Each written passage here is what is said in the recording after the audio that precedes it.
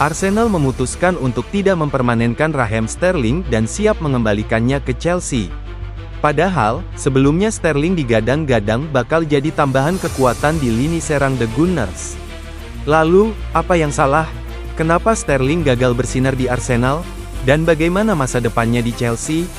Sebelum kita bahas lebih dalam, jangan lupa like, subscribe, dan nyalakan lonceng notifikasi agar kamu tidak ketinggalan update seputar dunia sepak bola. Musim panas 2024, Arsenal meminjam Raheem Sterling dari Chelsea dengan harapan bisa meningkatkan kreativitas di lini depan. Kesepakatan ini disertai opsi pembelian permanen, yang berarti Arsenal bisa mempermanenkannya jika performanya memuaskan. Sterling bukan pemain sembarangan, dia sudah berpengalaman di Premier League bersama Liverpool dan Manchester City. Bersama City, dia bahkan meraih 4 gelar juara liga dan mencatat lebih dari 300 penampilan. Jadi, kedatangannya di Arsenal seharusnya bisa memberikan dampak besar, bukan? Namun, kenyataan berkata lain.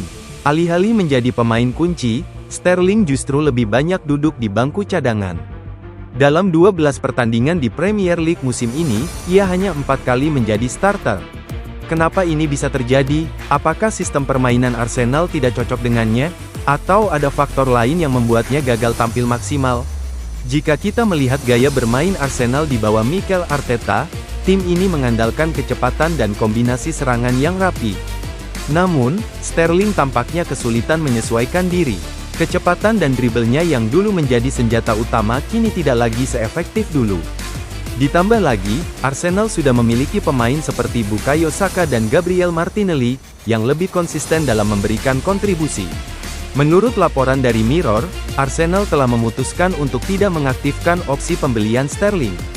Artinya, Sterling akan kembali ke Chelsea pada akhir musim. Keputusan ini cukup masuk akal. Arsenal tidak ingin mengeluarkan dana besar untuk pemain yang kontribusinya minim. Apalagi, harga pasar Sterling diperkirakan masih berada di kisaran 20 juta euro. Tapi bagaimana nasib Sterling setelah kembali ke Chelsea? Apakah dia masih punya tempat di Stamford Bridge? Sayangnya, situasinya di Chelsea juga tidak terlalu menjanjikan. Manajer baru Chelsea, Enzo Maresca, dikabarkan tidak memasukkan Sterling dalam rencana utamanya. Selain itu, stok pemain sayap Chelsea sudah sangat melimpah dengan adanya pemain muda berbakat yang siap bersinar. Dengan kontraknya yang masih berlangsung hingga 2027, Chelsea kemungkinan besar akan mencari klub lain di Premier League yang tertarik membelinya. Tapi, apakah ada tim yang masih mau mengambil risiko dengan Sterling?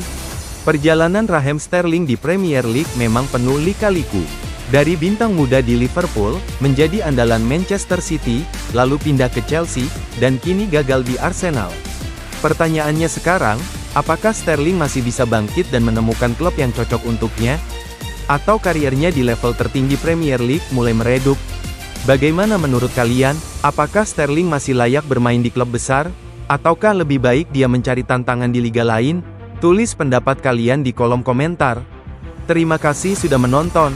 Jangan lupa like video ini, subscribe channel kami, dan nyalakan lonceng notifikasi agar kamu tidak ketinggalan berita terbaru seputar sepak bola.